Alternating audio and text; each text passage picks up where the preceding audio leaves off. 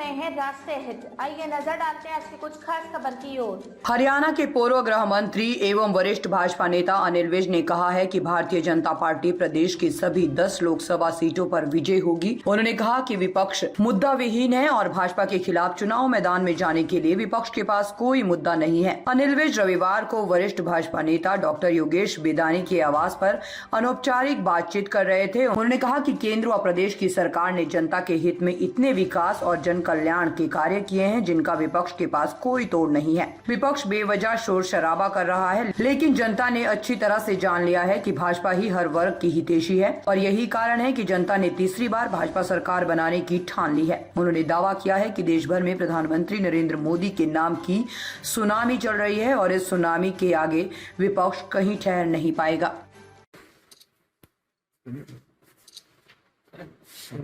हाँ जी, मैंने कुछ नहीं कहा, आपने कुछ पूछना। हाँ सर, इशारा है। हाँ जी, हाँ जी सर। आज ये व्यक्तिगत फंक्शन है और हमारे बहुत पुराने मित्र हैं। मैं 90 में जब भारतीय जनता युवा मोर्चा का प्रदेश अध्यक्ष होता था, तब से इनके साथ है डॉक्टर बेदानी।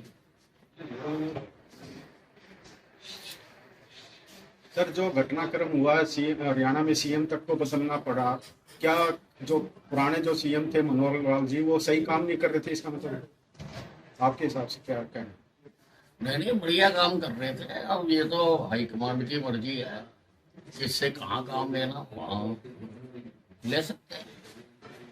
जो एक ताजा घटनाक्रम हुआ था, केजरीवाल जो सीएम पद पे रहते हुए केजरीवाल को अंदर किया गया है, जेल के अंदर डाला गया है, उस बारे में आपका क्या? ठीक है, ये तो नैतिकता होनी चाहिए कि जब आप अरेस्ट होंगे तो आपको रिजाइन करना चाहिए। इससे पहले भी जो मुख्यमंत्री अरेस्ट हुए हैं उन्होंने भी पहले रिजाइन करा और फिर वो अरेस्ट हुए। लेकिन केजरीवाल जी तो अलग ही मिट्टी से बने। ये राजनीति में आने से पहले जितनी बातें करते थे आज उससे सब विपरीत कर रहे हैं, विपरीत। और